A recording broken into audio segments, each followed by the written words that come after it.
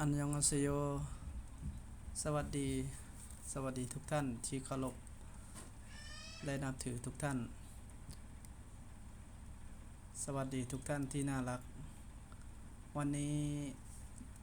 ฉันขอนำเสนอภาพการเดินทางจาก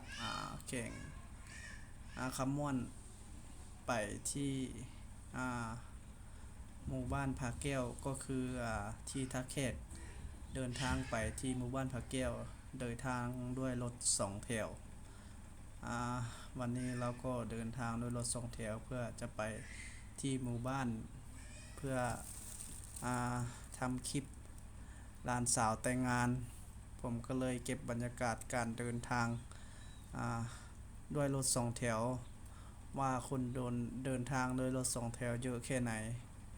นะว่าวันนี้คนเยอะมากที่จะเดินทางด้วยรถ2แถววันนี้ผมก็เก็บบรรยากาศริมทางมาฝากทุกท่านภาพการเดินทางไปหมู่บ้านผาแก้ว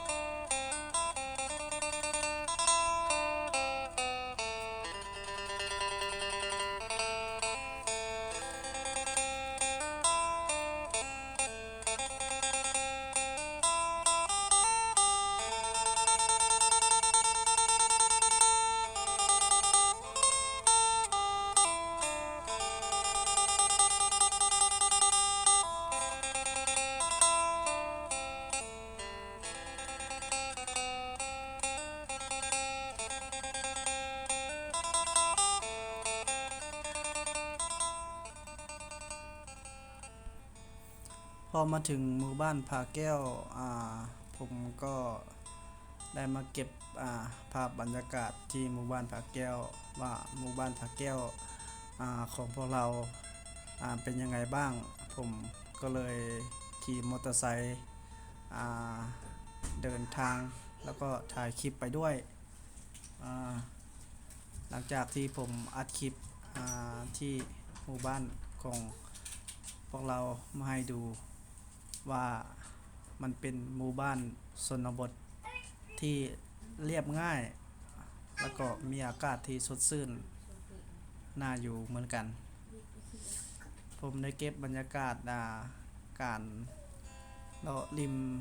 บ้านมาให้ทุกท่านได้ชมภาพบรรยากาศที่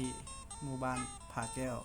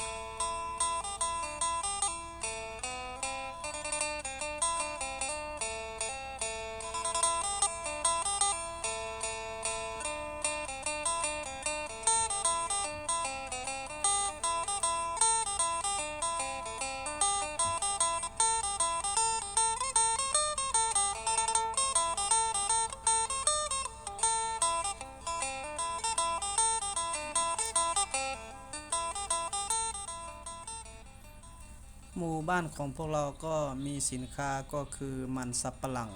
นะที่เป็นสินค้าเป็นจุดเด่นของหมู่บ้านของพวกเราเลยก็ว่าได้เพอทุกๆบ้านก็จะปลูกมันสับปะหลังเป็นสินค้าอ่าส่วนบ้านของผมก็คุณพ่อก็ปลูกไว้เหมือนกันอ่าที่คลิปย้อนหลังที่ผมลงไปก็มีการปลูกมันสับปะหลังเหมือนกัน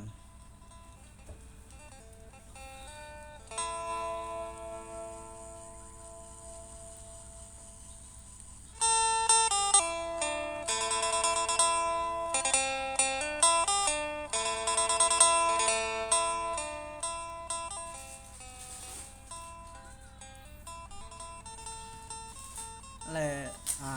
เรามาดูเด็กๆที่หมู่บ้านเด็กคนนี้ก็มีอายุอยู่ประมาณ10 ปีตอนนี้เขากำลังนึ่งข้าวช่วยคุณแม่เพราะว่าคุณแม่ไม่อยู่บ้านคุณแม่ออกไปทำงานไปที่ไร่มันสับปะหลังเขาพออยู่บ้านก็ทำงานบ้านรอคุณแม่ที่จะกลับมาว่าเด็กที่ชนบทเขามีงานยังไงบ้างผมก็เลยเก็บบรรยากาศที่เด็กๆวันนี้ได้ทำงานบ้านมาให้ทุกท่านได้ชมผมก็เดินไม่ค่อยสะดวกก็ขออภัยด้วยพอเรามาดูเด็กคนนี้กำลังทำงานนี่ก็คือการนึ่งข้าวภาษาลาวภาษาไทยอาจจะว่า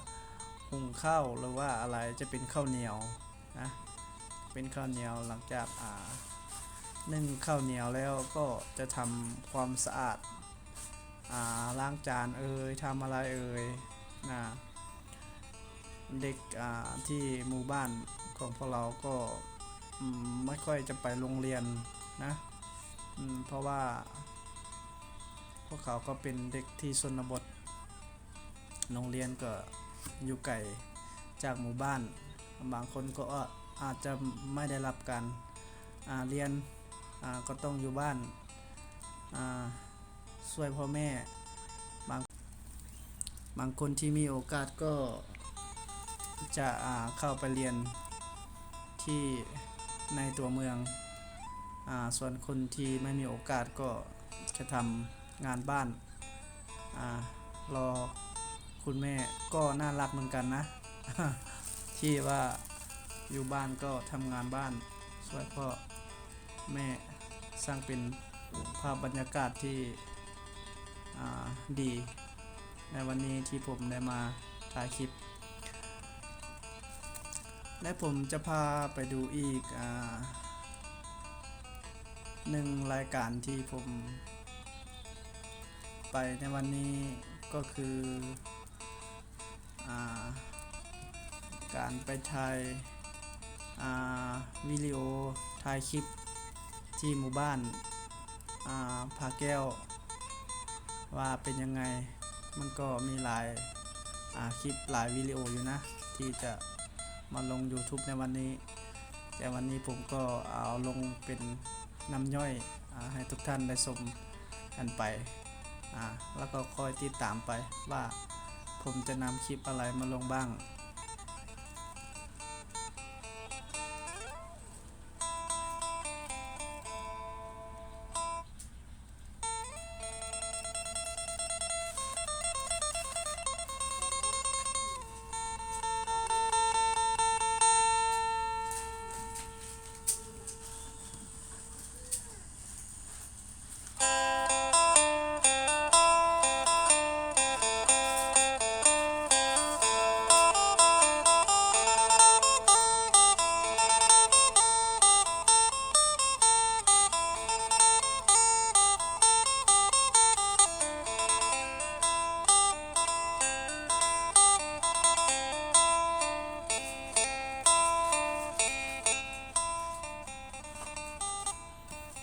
นี่คือวิธีการทำมาหากินของ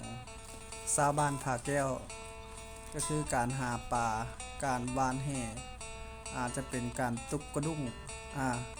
คือการทำมาหากินของชาวบ้านผาแก้ว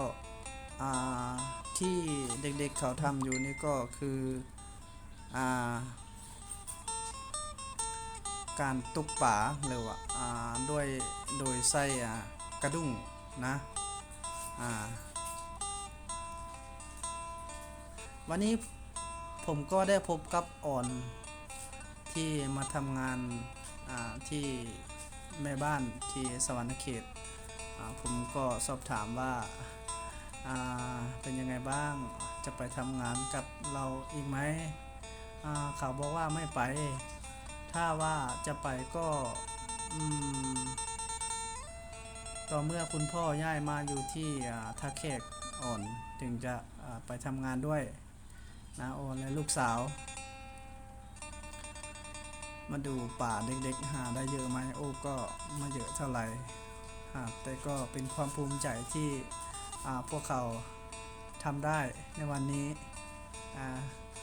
เขาต้องทำงานหาเลี้ยงชีพโดยการหาของกับข้าวที่หมู่บ้านใกล้ๆหมู่บ้านนี่คือพิธีชีวิตของชาวบ้านผาแก้วก็ว่าได้ส่วนใหญ่ชาวบ้านก็จะมีการหาปลาแล้วก็ลาเนื้อบ้างหรือว่าออกตลาดก็อยู่ไกลจากหมู่บ้านก็ต้องหากินโดยธรรมชาติจะเป็นเครื่องปลาของดงหรือว่าจะเป็นอะไรที่ผักต้องปลูกกินเองเพราะว่ามันเป็นหมู่บ้านที่ห่างไกลจากความเจริญคลิปนี้ผมก็จบไว้เพียงแค่นี้นะขอขอบคุณทุกท่านที่กดรับชมและกดติดตามเอาไว้ผมจะนำคลิปมาฝากทุกท่านอีกขอขอบคุณที่รับชมขอบคุณครับ